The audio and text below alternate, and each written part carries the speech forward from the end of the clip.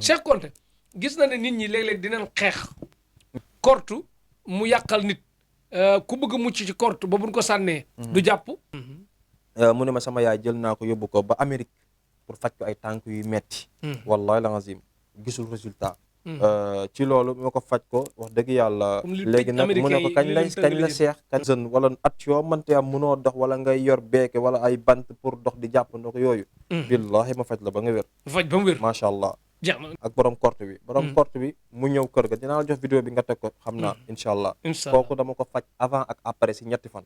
muy goitre nee nan stress moo ko joxe xalaat bu bëri wala nangam dama koy faj te si une semaine laa lay faj jabet bu def tànk ci góom wala fu mu mën a def tànk jabet bu def góom ñee dañ koy dagg billahi buñ ko dagg boo ñëwee ma faj la ba nga wér pelek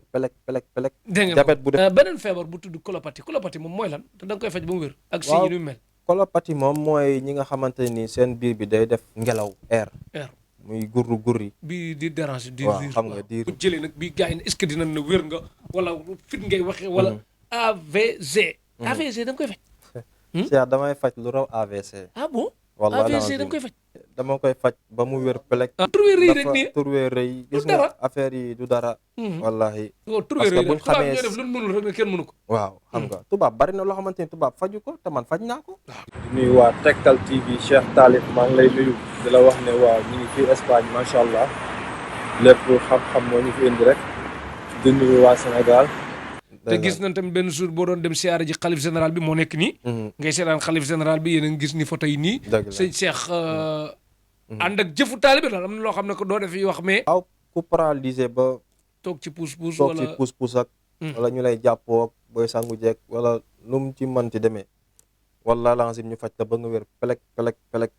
xam-xam boo xamante à base des plantes médicinales la te amul benn danger amul benn side effect amul benn effet secondaire macha allah xam man nag jàpp naa ne wér nga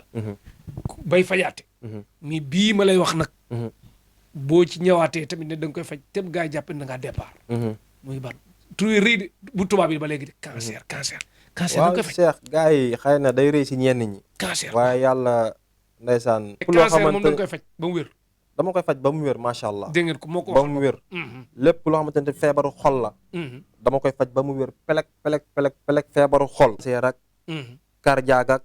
boo jëlee samay garab gis crise résultat cardiaque yëpp ak cancer kuy crise di daanu rab sax di crise xamoo lu lay crise loo kon wala ak yéro bi nekk arsane ku ko indiwaatoon nga faj ko mu dem fu bari waat feeñut mais da ngay gis fi mu téye paaj nga gis biir bi muy dagg nii waaw kon léegi ñu seetaan ko macha allah daal ak ci Tektal wàllu TV Cheikh nopp